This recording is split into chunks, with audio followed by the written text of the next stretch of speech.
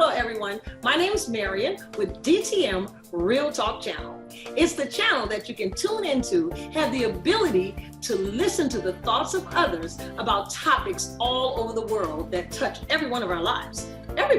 Everybody goes through basically the same thing. There is nothing new under the sun. So if you're going through, someone else has already been there. Maybe you can find hope. Maybe it's a pathway that can set you on the right road just by tuning in. So DTM Real Talk, just keeping it real. And if you like it, like us at the bottom, subscribe, and let us know just how we helped you. Just keeping it real. Nothing but love.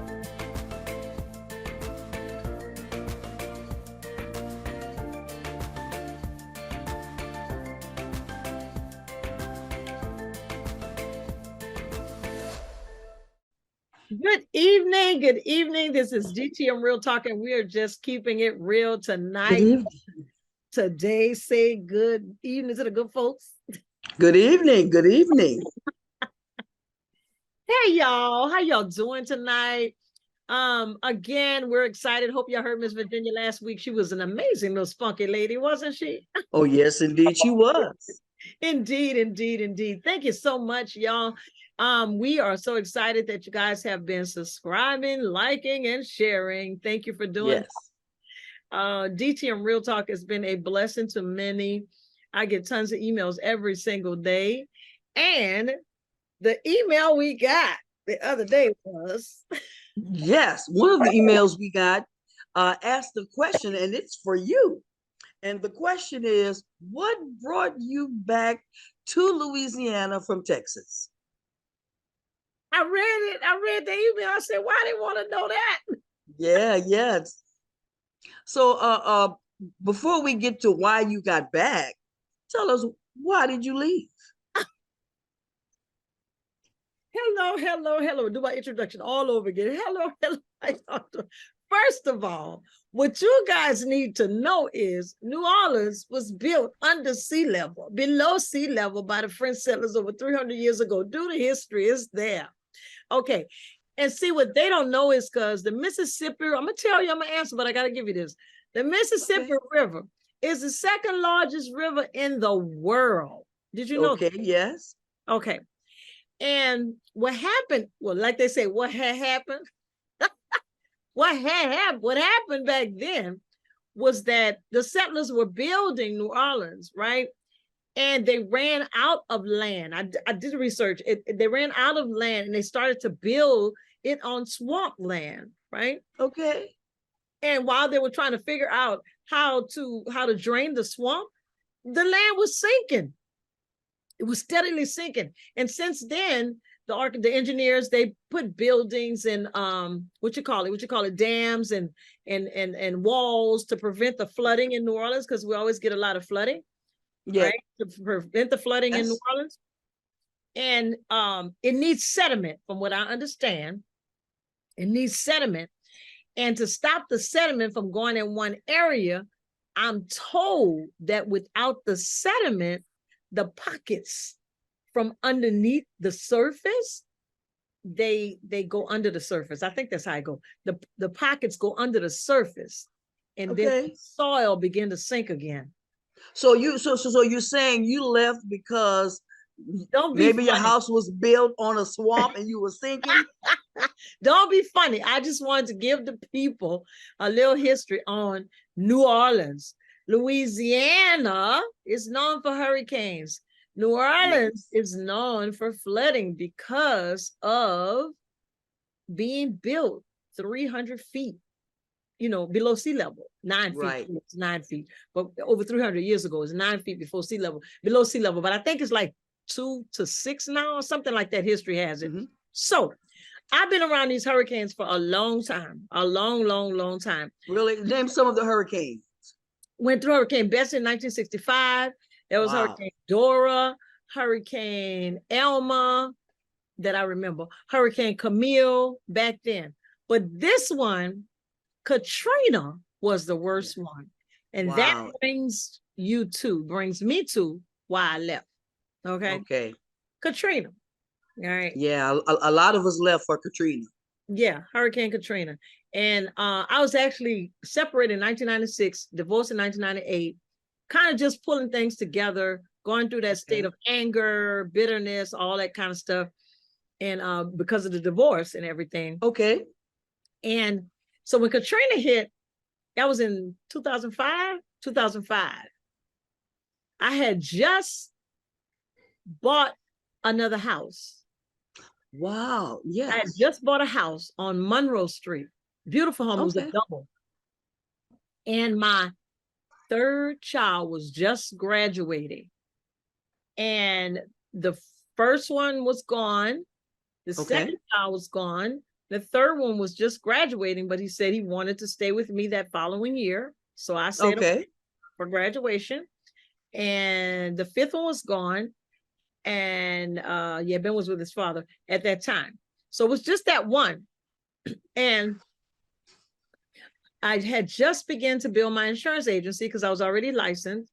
And I was trying to start an insurance agency at that time.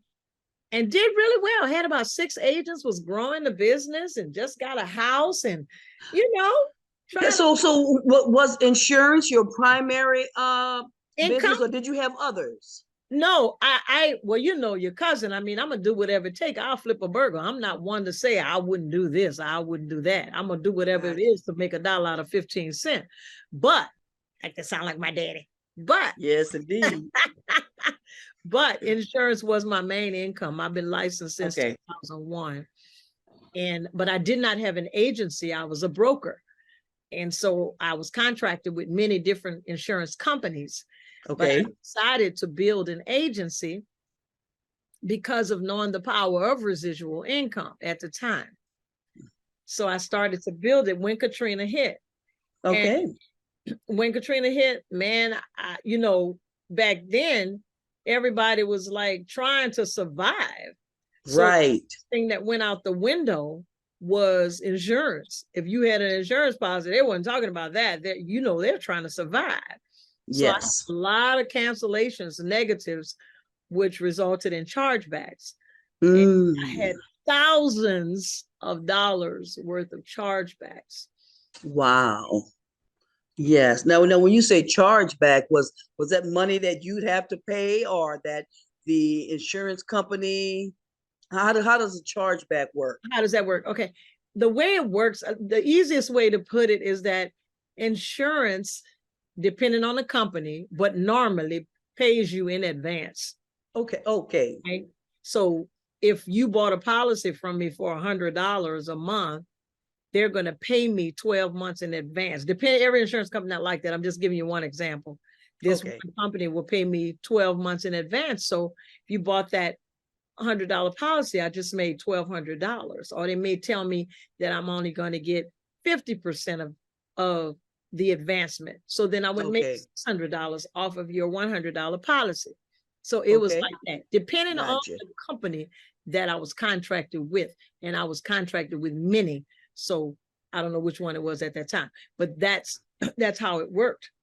Okay. So now you're trying to build this. You would have to pay that. So if you did that $100 and you canceled that policy, I had to pay that $1,200 back.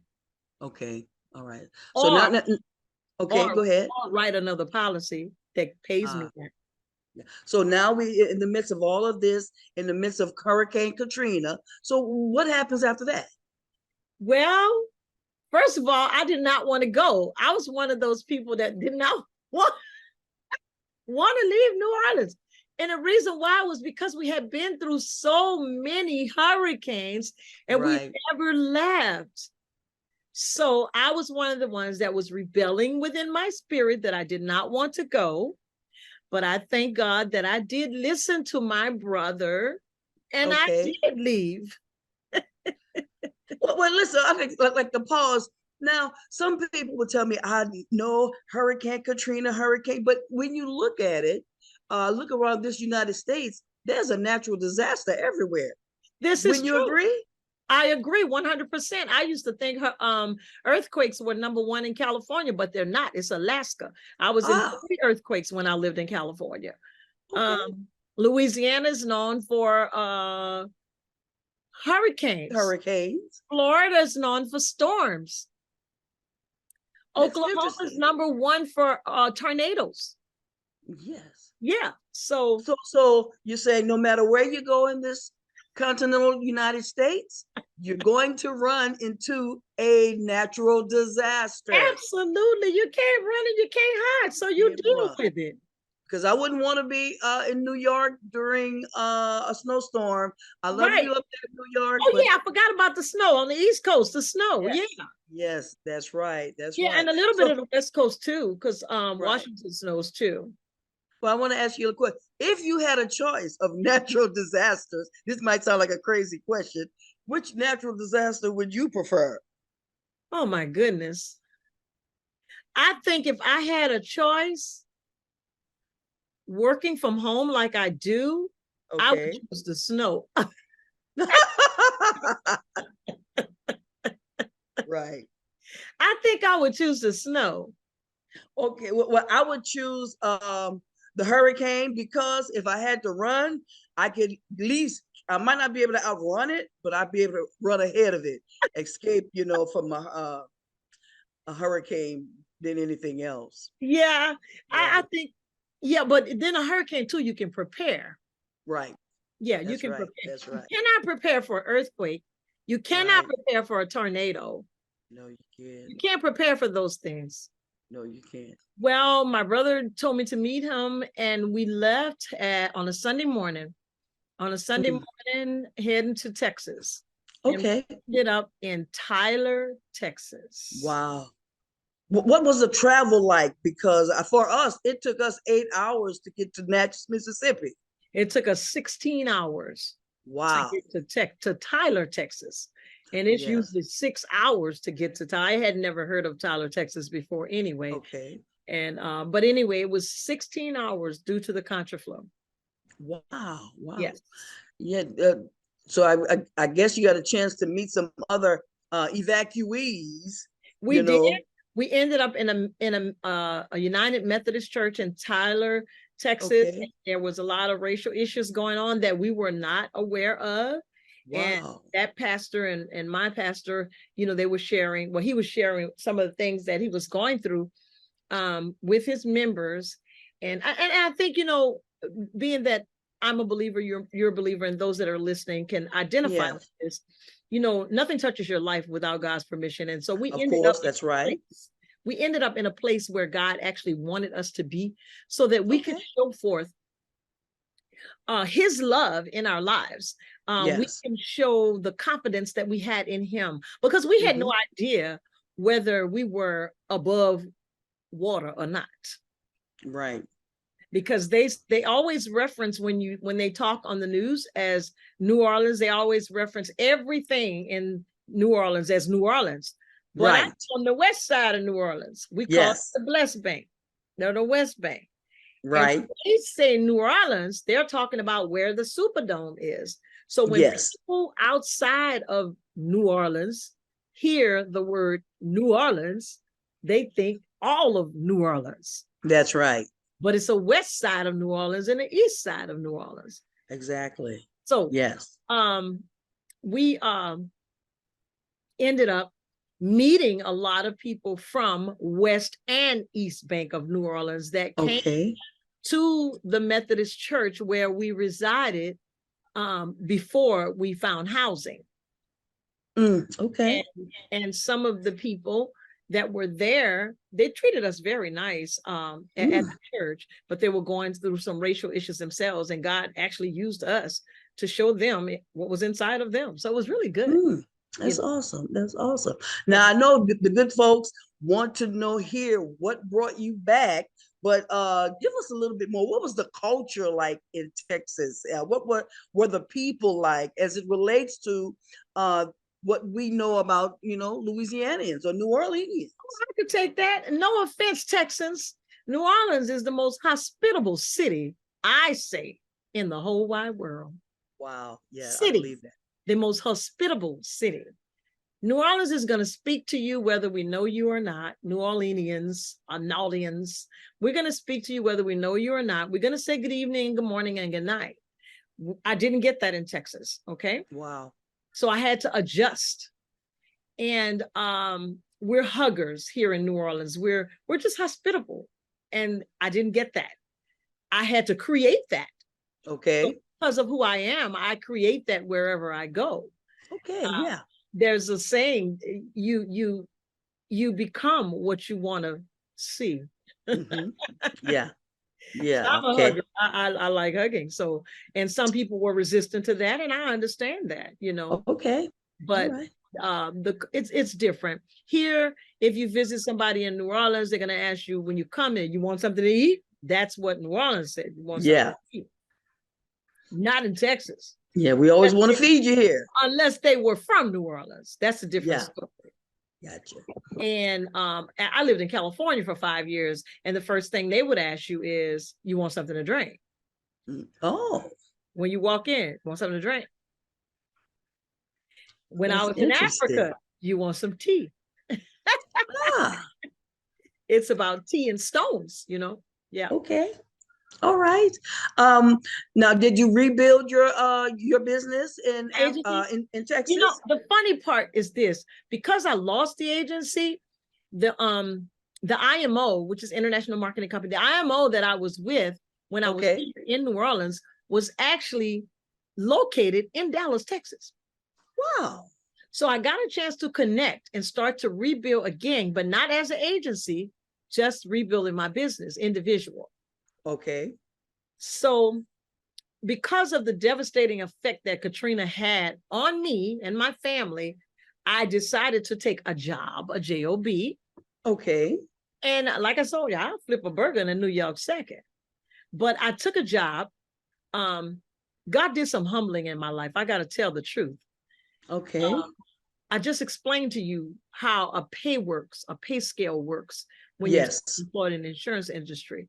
So if I sit down with you for an hour or two and you fed me or talked to me and we had us a good time and you bought a $100 a month premium policy and I made $1,200, I'm not mad at you at all. Right. But I took a job at a call center after being self-employed for all these years. Okay. I took a job at a call center, making $15 an hour. Wow. $31,000 a year. $500, $600 a week. That's what I took a job on. I bet that was a big difference what you were used to. It was. But God used that period in my life to do some things. You know, okay, such as? There's a passage of scripture, and I don't want to get into it, but those that can identify will identify. Except the corn of wheat fall to the ground and die, it shall not bring forth fruit. So God did had me to do some dying right there. And I took such a cut in my pay, what I was used to. And the guy that, the owner of that company was 35 years old. He was a Jew. He was 35 years old. And he saw the gift that I had in being able to sell. It was a computer company, I won't call the name. And I was able to do very well. All right. I was able to teach others around me how to do well. So then he asked me, would I become his trainer? Well, that's already one of my gifts, but he didn't know that. Okay. And I said, of course. And so I said, but you know. Yes, of course. Of course. From $15 to $20 and from 20 to 25. And he only had four call center representatives. By the time I left there was 106. And I hired and trained them all. So I discovered another gift inside of myself, but it still wasn't enough money. It's the first time I ever made $73,000 in corporate. I had never done that before without education that a $73,000 income would rent. Right. And so I went back to selling insurance at the same time I was working there. Okay. So I did that at the same time, but God gave me freedom there because I would train and I left when I got ready, as long as I accomplished what I needed to accomplish, as long as I did well by him. And so I did that. But you know, I can't stay in no job too long. So how long did you stay in Dallas? In Dallas, I was in Richardson at that time. Oh, Richardson. It's Okay. just like we say New Orleans, and still that's considered Kenner, Gretna, Harvey, Marrero, Ninth Ward, Seventh Ward, all those. It's still New Orleans. Right. So it's still Dallas, but it was like the north of Dallas, which was in Richardson. So I was there for 2 years, and then I moved to Plano, and then I moved from Plano to Anna, from Anna to Sherman to McKinney. I was all over the place. All over the place. So look, did you fall in love with Texas? I fell in love with the opportunity in Texas. And I fell in love with a few people in Texas. Okay. And I'm still connected with those few people in Texas. All right. The rest of the people that I was connected with were part of my boot camp of growing. Okay. Therefore, they are no longer in my life. Got it. Got it. So is that when you made your way back this way? What were some of the events? Not. Okay. I was working in disaster for SBA. Okay.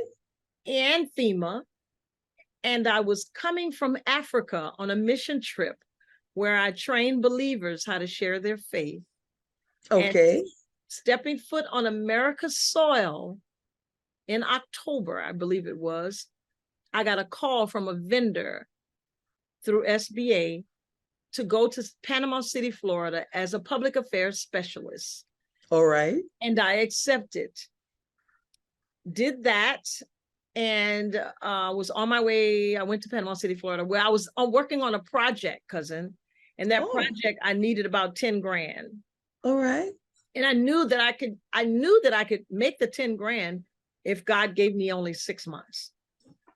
All right. 60 grand, I'm sorry. If he gave me six months, I knew that I could do it. And lo and behold, it was 2 months. Your president shut the government down in 2008. Yes, I do remember that. Yes. So I was headed back to Dallas. Meanwhile, my brother and I, mom lived at home by herself, taking care of her son, who was 53 at the time. He's handicapped. All right. He always was very concerned about her being alone, and if the Lord would decide to take her away, she would be in there all alone. So my brother and I prayed that she would not die alone. This was years ago. All right. But I told God I was never coming back to New Orleans, ever in life. I've learned you never tell the Lord never. Never tell God never what you gonna do, right? And so I was headed back to Dallas because the program had shut down. Okay. And, on the way back, was getting on the flight, and a friend of mine called me and said, "Marian, sit down." I said, "Why?" And she said, "Our best friend, I won't call the name." I'm gonna say not your mom. Okay. I had blown his brains out. Oh my.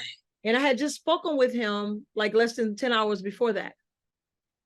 And cousin, he was the type of guy that I'm the type of girl that always says, "I love you." If I have a relationship with you, I will probably tell you I love you at one time. I would always say that, and he would reciprocate, but he would never initiate. Okay.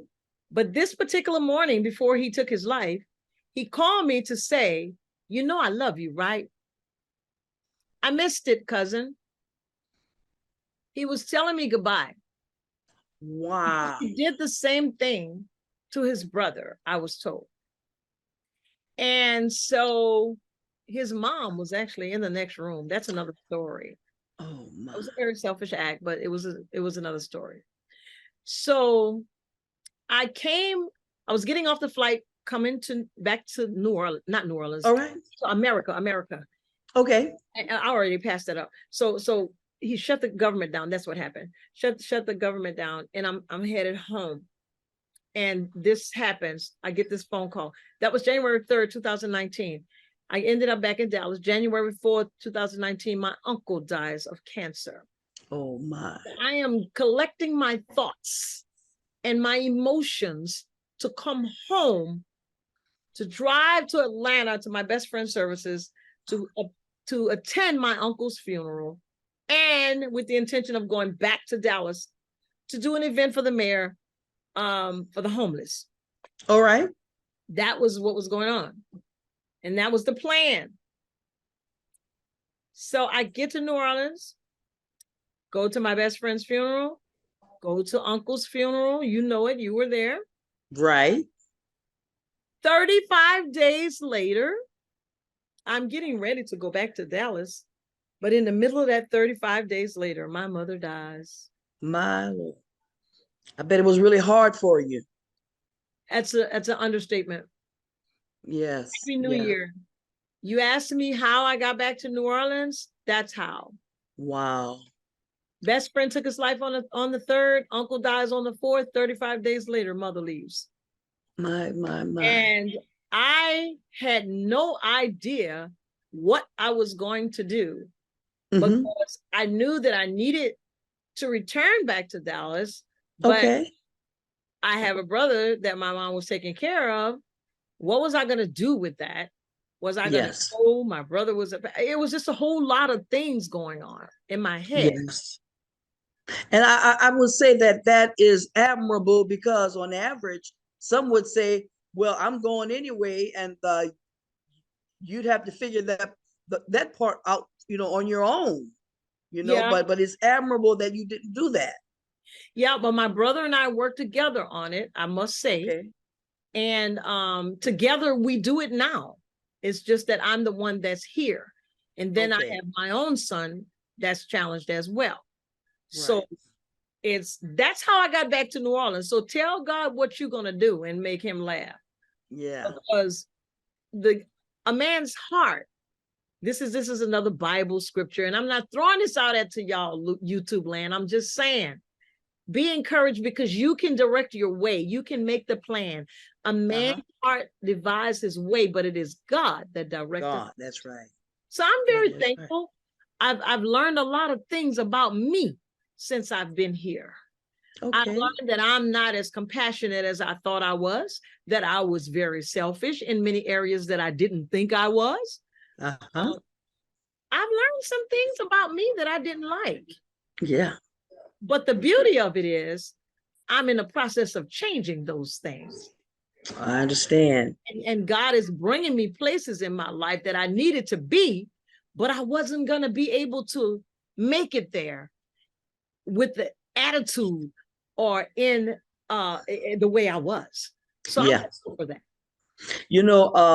Since you said that, my mother lived in Indiana, and she was there as a product of Hurricane Katrina, she and Dad. Yes. And as long as they were there, I was a good daughter, Yeah. But when she's gotten closer to me, and we are in, we're here together. Yeah. I realized I'm not as compassionate. I'm not as good a daughter as I thought I was. I need work. Absolutely. And you know what, cousin, what I think, what people don't realize is that you say, oh, I want to grow. I want to be better. You can't grow without community. You can't grow without somebody ruffling your feathers. You can't grow without obstacles coming in your life. There's no way. Exactly. You can't go to the next level of your life without taking a test. Yes. And you don't learn lessons without failing one. That's right. Did you hear me? Yeah, I heard you. Indeed, I do. But anyway, so how did I get back to New Orleans? Because God devised the way. A man's heart devised the way. God directed my steps. Yeah, that's absolutely. Right. And I said I would never come back here, but never say never. That's right. So how are you settling back? How you? I see you looking good, girl. So how's things? I look all right. I look beautiful, according to what my book says. You got that? I am fearfully and wonderfully made. That's right. God didn't make no mistakes. He took the time to knit me.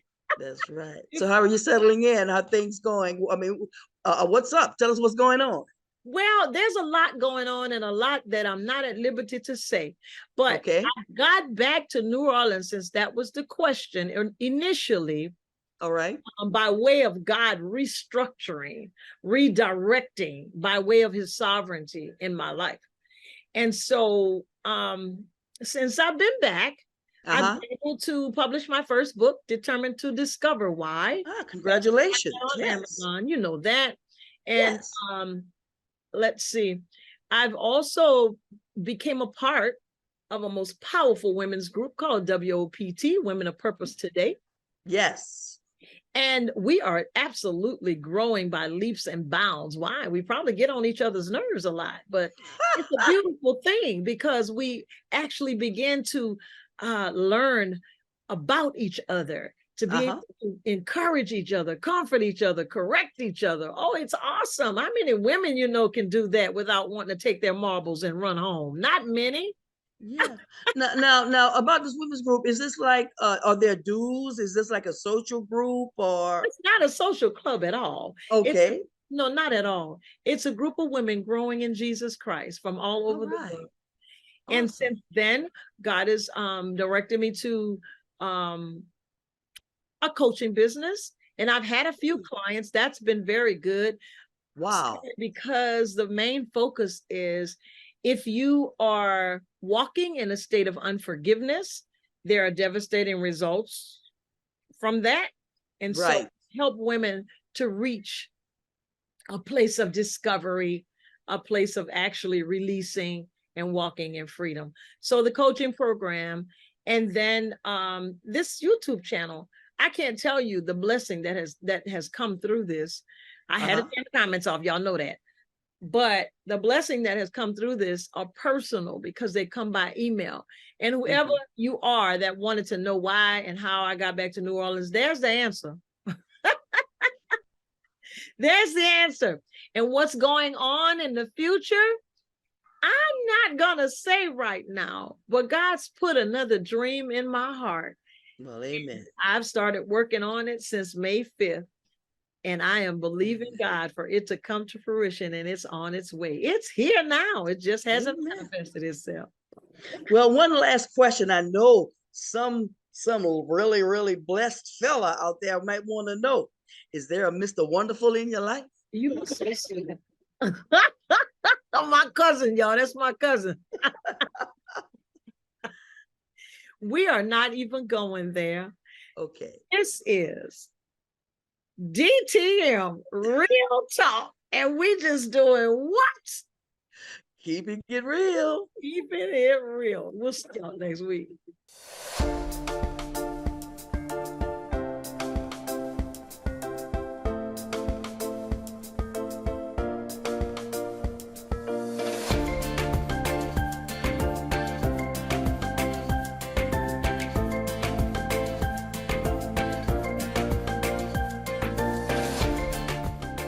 Thanks for watching DTM Real Talk. Be sure to join us for more conversation. And oh yeah, don't forget to hit that like button, share, and subscribe while you're there.